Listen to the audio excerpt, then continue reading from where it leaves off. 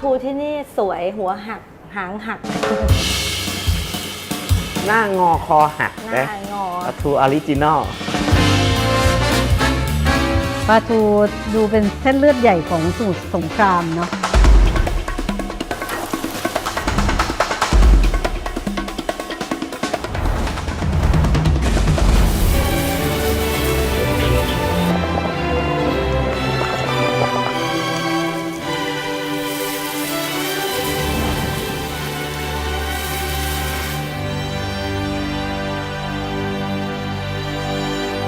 ปลาทูแม่กลองของจริงต้องอ้วนป้อม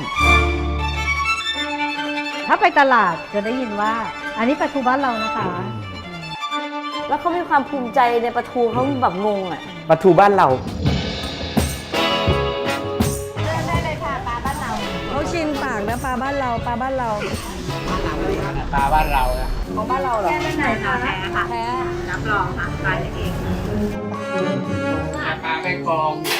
แท้ๆเลยนะ ตัวมันจะเป็นพระท่านมันกลายกลมกล่อม ถ้าได้ชิมจะ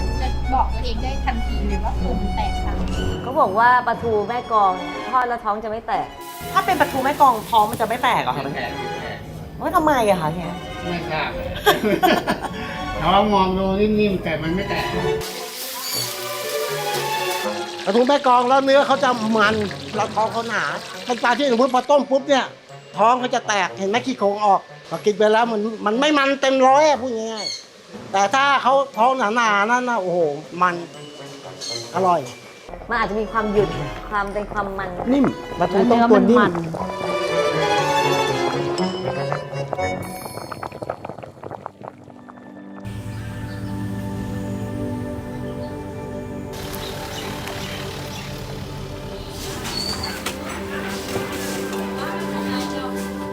เราก็พยายามติดต่อนะ อยากหาโรงที่เขานึ่งปลาทู อยากจะถ่ายโรงนึ่งปลาทูที่แท้จริง เราก็ได้แวะไปหลายที่นะที่เขาทำปลาทูนะ เพียงแต่ว่าเวลาถ่ายมา เราก็อยากให้คนดูชอบด้วยไง หาอยู่นานมากเลยเกือบจะไม่ได้อะก็ไปได้เจ้านี้ชื่อปลาทูเจริญรุ่ง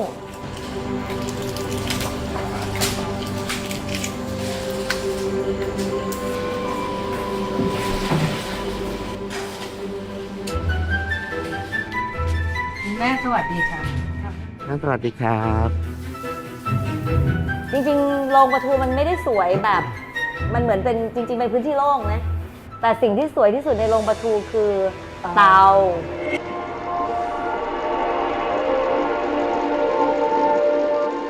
แล้วก็ควัน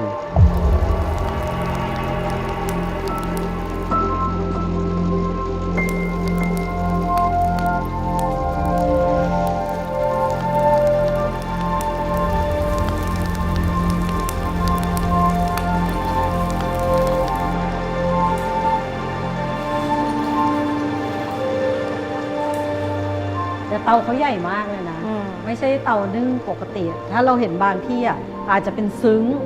ขนาดใหญ่ แล้วเตาก็พิเศษอีกไง ที่เขาทำเตาใหญ่ขนาดเนี้ยเขาบอกว่ามันเป็นภูมิปัญญาที่ทำเหมือนแบบเดียวกับเตาถ่าน กระจายความร้อน เขาต้องการให้อุณหภูมิมัน ร้อ ทั่วน ถึง เท่า ทั้ง กัน หมด ทั้งหมด มันจะวิ่งไป รอบ แล้วก็ บ่อก ระจาย เขา ความร้อนได้ แล้วก็ ทั่ว ขึ้น อะไรเงี้ย ข้างในเนี่ยโครงสร้างเนี่ยมันเป็นโครงสร้างเดียวกับเตาถ่าน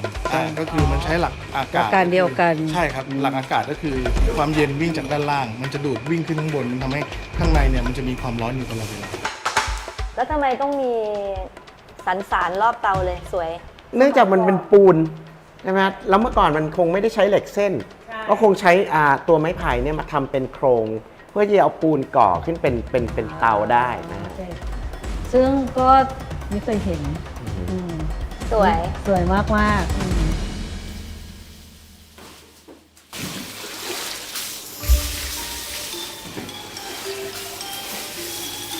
เขาเริ่มทำงานกันตั้งแต่ตี 3หรือเปล่า จริงๆเราน่าจะทำตลอดเวลา ที่ ตั้งแต่ สาม เที่ยง ปะ คืน ใช่ เที่ยงคืนแล้ว เที่ยงคืนแล้วเหรอ เขาก็เตรียมตั้งแต่ Oh my ตั้งแต่ God แต่อย่างที่ ดึกๆ ที่เราไปเนี่ยเนื่องจากเขาเป็นเจ้าใหญ่ เขามีห้องเย็นด้วย อืม เพราะฉะนั้นปลาทูมาส่งตอนเที่ยงคืนปลาทั้งหมดเนี่ยจะต้องเข้าห้องเย็นก่อนคราวนี้เขาก็จะแยก เป็นไซส์ไว้ในระดับหนึ่งเอาออกมาก็คือต้องให้มันคลายตัว ระดับหนึ่ง เสร็จแล้วก็จะเริ่มเลือกไซส์แล้วก็เริ่มไล่ตามออเดอร์ ก็คือว่าลักษณะในงานนั้นมันจะมีการเลือกปลาทูว่าปลาทูมีหลายไซส์ ไซส์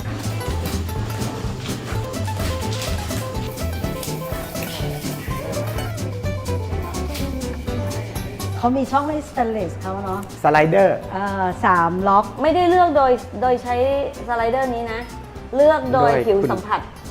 มือน้ำหนัก แล้วก็ มือ ซึ่งรู้เปล่าว่าเป็นงานขั้นตอนเดียว ที่คุณป้าไม่ปล่อยให้ใครมาทำแทน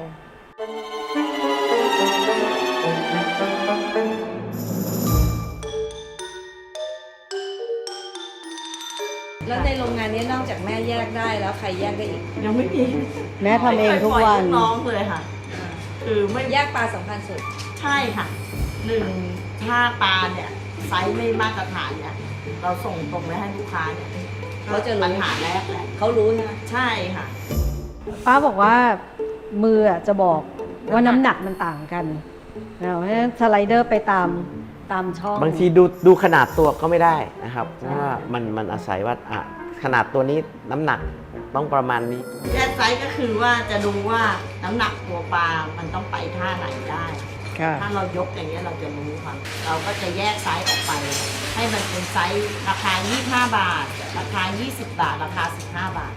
ส่วนตัวที่มันเล็กใช้ไม่ได้เราก็จะตัดออกเป็นปลาแมว แผนกลงเข่ง ควักไส้หัก หัก คอ ไส้หักคอนะฮะ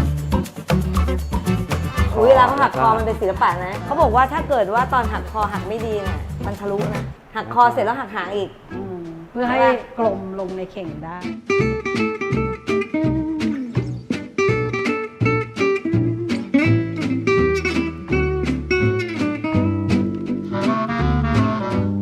แล้วมีคำถามว่าทำไมปลาทูของแม่กลองเนี่ยเขาจะต้องหักหัวแล้วก็หักหาง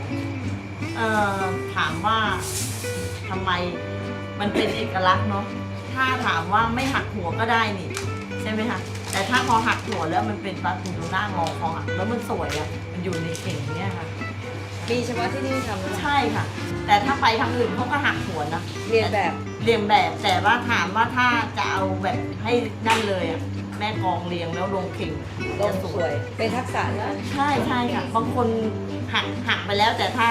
ตรงเนี้ยบางคนไม่เข้าใจพอหักปุ๊บหักแล้วมันแตก แต่ถ้าเป็นเราคนทำนานเนี่ยเราจะค่อยๆโน้ม ไม่ดัด ใช่ค่ะ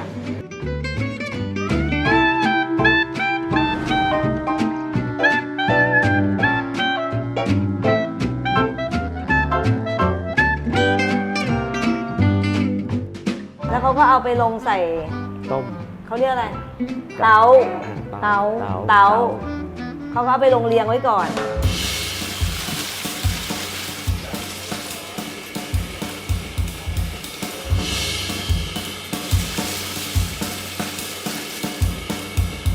นึ่งของเขานี่คือเตาเนี่ยนะ มันมีน้ำร้อนอยู่ ซึ่งน้ำร้อนนี่ผสมเกลือที่ดองไว้แล้วอะ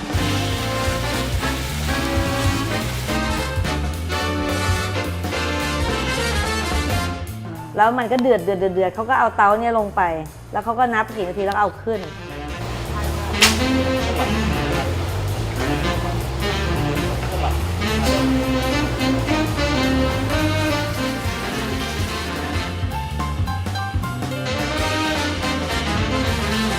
เขาบอกว่าอะไรรู้เปล่าปลาทูที่เนี่ยไม่มีขายที่แม่กลอง ไม่มี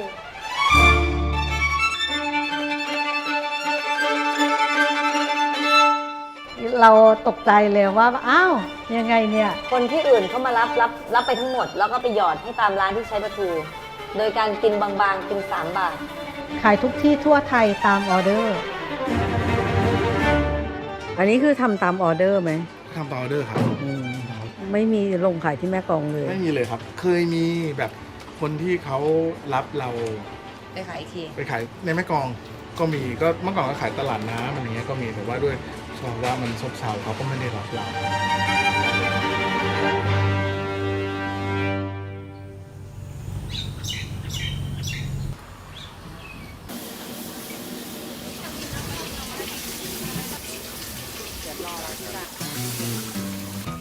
มันจะมีต้มยำปลาทูแบบหนึ่งของคนโลคอล ที่เนี่ยก็คืออร่อยก็ปลาทูต้มยำ ใช่ ปลาทูต้มมะนาว แล้วอร่อยมากเลย อร่อยมาก มะนาวที่ได้กินแล้วจะแบบจะสะดุ้ง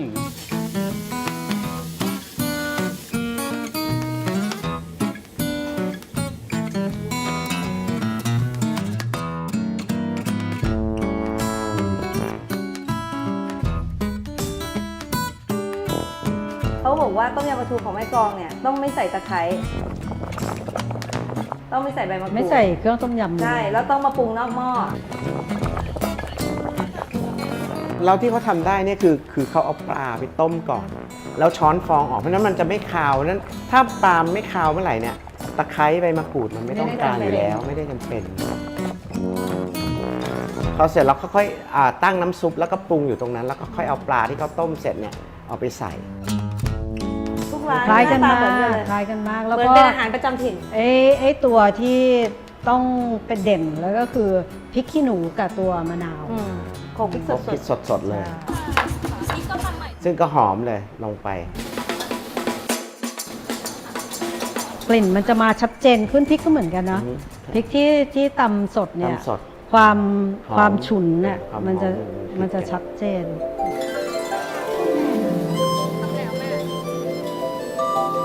แล้วทุกคนก็ปรุงนอกไฟหมด มันเคลียร์ซุป ใช่ นะไม่ได้ใส่กะเพราไม่ได้ใส่อะไรเลย คือไม่มีผักว่าง่ายๆ ไม่มีเลย ก็เราไปกินหลายร้านเนาะเขาก็สอนให้เราสังเกต ว่าจะดูยังไงนะถึงจะรู้ว่าเป็นปลาทูแม่กลองเมนูที่สังเกตเห็นได้ชัดเลยคือตัวต้มยำปลาทู ต้มแล้วต้องพุงไม่แตก ใช่พุงต้องไม่แตก ปลาทูแม่กลองแล้วเนื้อเขาจะมันเราท้องเขาหนาเป็นปลาที่สมมติพอต้มปุ๊บเนี่ยท้องเขาจะแตกเห็นไหมขี้โครงออกพอกินไปแล้วมันไม่มันเต็มร้อยอะพูดง่ายๆแต่ถ้าเขาท้องหนาๆนั่นนะโอ้โหมัน มันเกี่ยวกับปลาทูที่อยู่แม่กลองมันกิน ดิน มันกินอาหารจากดิน ดิน ไม่ใช่ ด้วย ทราย เขาบอกว่าดินแถวนี้มันดีด้วยนะครับก็คือมันไม่ใช่พื้นทรายนะครับ มันเป็นพื้นดินแล้วเวลาปลามัน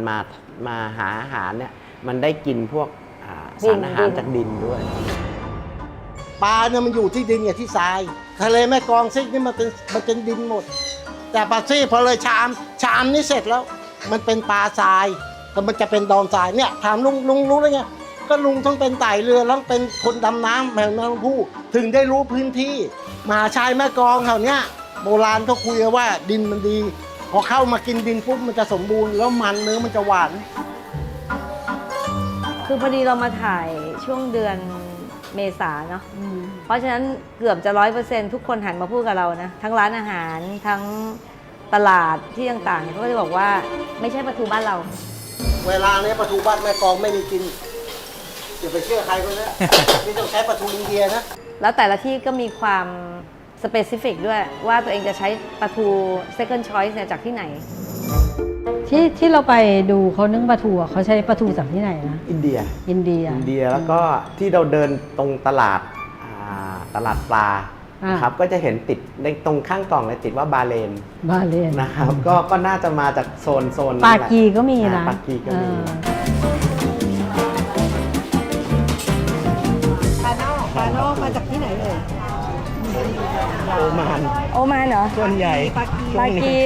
มันเป็นปลาจากโอมานแล้วมันก็มันเหมือนกันอร่อยเหมือน อ๋ กั อน ใช่เคยกิ เนื้อน ไม่แข็งนะคะ มันเป็นเนื้อที่เหมือนปลาไทยเลยค่ะ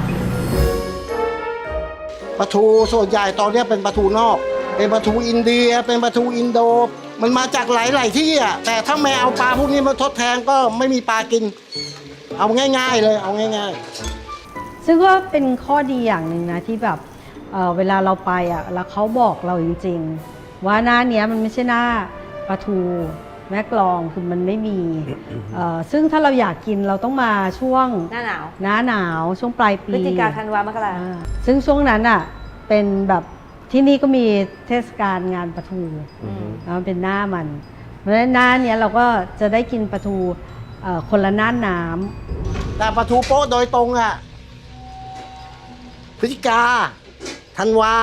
มกรากุมภาพอปลายกุมภาปุ๊บจะกลับบ้านไปวางไข่ที่ประจวบฤดูการวางไข่ใช่ไหมเดี๋ยวเวลาสงกรารแล้วเนี่ยตัวจะแค่เนี้ยเขาเรียกปลาทูหลอดตัวเล็ก เขาก็จะออกจากที่กักขังที่ปิดอ่าวทุกวันเนี่ยเขาก็จะออกมา ซึ่งจริงๆ ถ้าเราอยู่กรุงเทพเราแทบจะไม่รู้เลยว่ามัน ไม่ มี รู้ แบบนี้ ไม่เคยรู้ ปลาทูคือปลาทูนึกออกปะ นี่เพิ่งรู้นะว่า มันไม่ใช่หน้ามันแล้วไม่มีทางที่หาได้ ร้านนี้ไม่รวมร้านนี้ใช่ลิงชิมเนาะน้ำตาลทรายไปด้วยน้ำตาลทองตรงนี้จะเป็นน้ำตาลหน่อย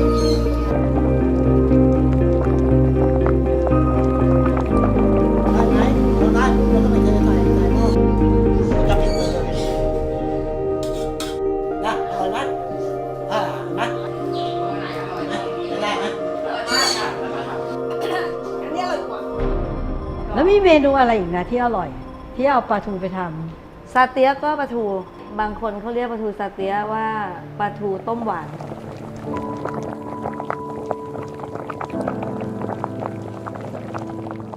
บางร้านก็ต้มหวานจริงๆ แต่มันก็แอบมีบางร้านเช่น ที่แดงโภชนาเนี่ยมันเหมือนต้มซีอิ๊วสด คือเขาไม่หมักไม่ทิ้งไว้ ไม่ต้องการให้ซึม ไม่ต้องการให้หวานจัด แต่ไอ้ที่เราไปแล้วเราเดินผ่านเนาะ ในตลาด มันคือตลาดแม่กลอง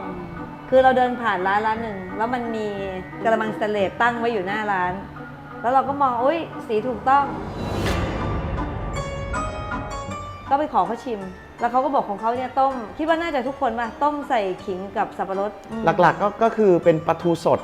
เขาเรียกปลาทูสดต้มเค็ม อ่า แต่ให้มันหวานน ใช่ ำนะครับแล้วก็จะใส่สับปะรดใส่ขิง ใส่ทุกเจ้าไหม นะครับทุกเจ้าครับทุกเจ้าอันนี้เบสก่อนนะ อืม สับปะรดคิดว่ามันน่าจะเข้าไปช่วยเรื่องให้มันนุ่มด้วยให้มันนิ่มด้วย หอม นะฮะแล้วก็หอมแล้วก็มีรสชาติหวาน ใช่ปลาทูซาเทียะเนี่ยก็คือปลาทูต้มเค็ม แต่เหมือนต้มอะต้มจนเข้าเนื้อ ใช่ กระดูกนิ่ม จนกระดูกนิ่ม จะกระดูกนิ่ม แต่สิ่งหนึ่งที่เราคิดว่าปลาทูซาเตียะพิเศษนะ อาจจะรสชาติก็ไปเรื่องหนึ่งนะ แต่เราว่าสีมันเป็นสีแบบมันอาร์ตอะสีมันเป็นน้ำตาล มีเทามีแดง สีสวยไหม นี่ส โอ้ วย ยดูวิธีทำแล้วก็แบบ คนต้องอดไม่ได้ถ่ายรูปทุกกระทะ ของร้านแดงใส่กระเทียมโทนเข้าไปด้วยเพราะฉะนั้นมันก็จะได้สีเหลืองขึ้นมาอีก แล้วก็มันทุกคนจะต้องใส่พริกแดงลงไปอะ ไอ้พริกเนี่ย กลิ่น ไปกินกับปลาเงี้ยตัดหวาน ตอนกิน ใช่ แล้วก็ได้กลิ่น มัอ ด้ ร่ ว อย มันก็จะหอม มันเป็นพริกที่กินได้เลยเพราะมันนุ่ม นุ่ม ก็ใส่สมุนไพรแล้วแต่สูตร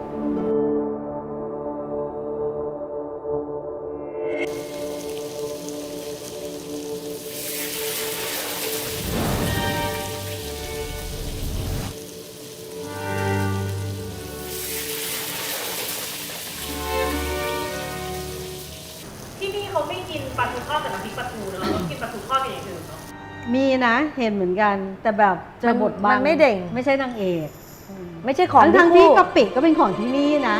ปลาทูก็เป็นของที่นี่ ส่วนมากเขาจะกินแบบปลาหมึกผัดกะปิ แต่เขาไม่ได้กินน้ำพริกกะปิ เออ เขาก็เป็นปลาทูที่ทอดเสร็จแล้วยังต้องมีน้ำปลา น้ำปลาเคี่ยวนะน้ำปลาราดนะน้ำปลาผสมไปเนี่ ป ย ลาทูทอดเฉยๆแล้วกินกับ น้ำตาล กับจิ้มน้ำปลา ทุกอย่างต้องไปจบที่ ซีฟู้ด น้ำตาล น้ำปลาผสมน้ำตาลของพี่แจ๋นี่แหละ แล้วก็เอาไปกินกับปลาทู ที่นี่กินหวานๆเค็มๆอะบอกไม่ถูก ใช่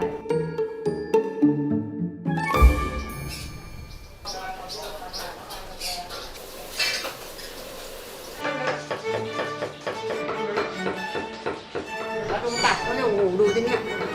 สวยมาก ตับปลาทูนี่มันเกิดจากสมุทรสงครามตอนสมัยก่อนเขาทำปลาทูนึ่งใช่ไหมเขาใช้แล้วก็เด็ด ก็เอามาล้างมาผัดอีกที โอ้โหอันนี้เด่นกว่าอย่างอื่นเลย อันนี้เรารู้สึกว่าทำให้เราจำแม่กลองได้ ตับปลาทูไม่เกิดมาไม่เคยกิน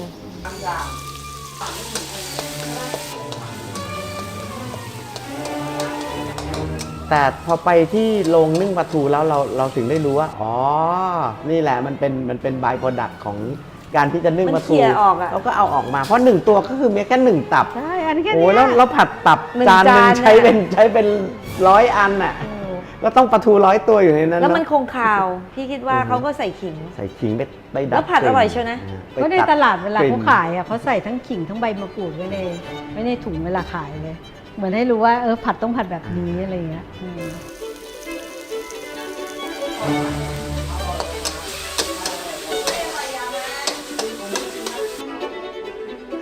มันจะออกมันๆแล้วก็มีรสชาติของขิง ความกรึบนิดนึง กรึบ เบาก ลิ่นตับ แล้วก็เคี้ยว ขิ ขิง ง อ่า อ่าฮะ เคี้ยวพริก นะครับ มันไม่ออก หวาน หวาน เค็ม นะ เค็ มันอ ม อกเค็มเค็ม เค็มเค็มหวานหวานแล้วก็ต้อง แต่ มี อร่ ห อยว าน แต่ อี อก ร่อย นะ หอม เผ็ดมันแค่ นิดหน่อย เขาไม่ได้ใส่พริกด้วยนะพัดขิงเฉยๆมันแค่ นิด กิน เดียว แล้วเคี้ยวโดน เดียว ขิงแค่นั้น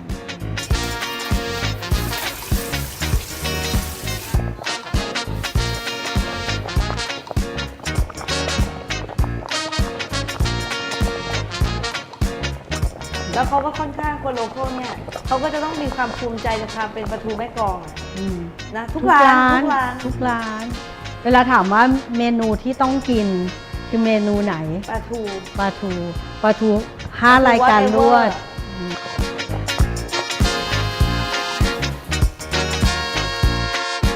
คือปลาทูก่อนมาสมุทรสงคราม เรารู้สึกปลาทูเป็นเรื่องเอาตรงๆนะปลาทูเป็นเรื่องกระจอก จริงๆรู้แค่ว่าปลาทูก็คือปลาทูแล้วก็จะมีพวกปลาลังเข้ามาสอดแทรกเวลาที่เราไปตลาดนะแล้วก็เราก็บางทีเราก็จะดูไม่ออก แต่ว่ามาถึงนี่ก็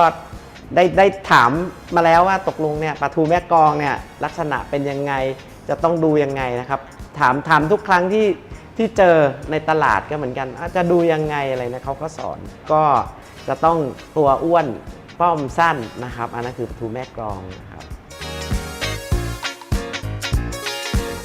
พอเราผ่านทริปสมุทรสงครามแล้วอะปลาทูของสมุทรสงครามเนี่ยคือ lobster ของแคนาดา คือรู้สึกว่าเป็นเรื่องมีหน้ามีตาเรื่องใหญ่เรื่องโต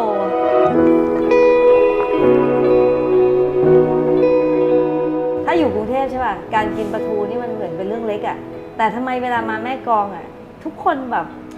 เหมือนให้ปลาทูมันเป็นจุดศูนย์รวมของทุกเรื่องเลยนะ มีปลาทูอยู่ทุกแห่งเป็นสัญลักษณ์ ดูในตลาดดิปลาทู ใช่ เยอะมากเลยอะ ที่นั่งตรงนี้ก็ยังเห็นเลยปลาทูตั้งหลายตัวเลย แล้วคนพื้นที่ก็กินนะไม่ใช่ขายอย่างเดียวนะ รู้สึกปลาทูตอนนี้สำหรับเราถ้าไปเจอปลาทูที่อื่น ตอนนี้ฉันจะรู้แล้วว่าเธอยศอะไร แต่ก่อนฉันไม่รู้ยศเธอ ปลาทูบ้านเรา ปลาทูบ้านเรา ปลาทูบ้านเราเขารักมากจนกระทั่งเอาไปอยู่บนสะพานเอาไปอยู่บนถนน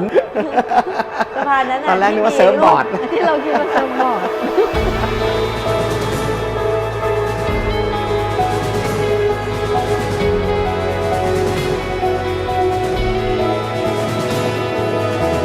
แล้วเขาอะต้องบอกว่าเกลียดปลาไหลกินน้ำแกงนะ เพราะว่าเขาขายปลาทูที่ไม่ใช่ปลาทูแม่กลองอะกี่เดือนอะแล้วเขาก็พูดทุกวันเลยว่ามันไม่ได้เรื่องอย่างเงี้ย แต่เขาขายทุกวันนะ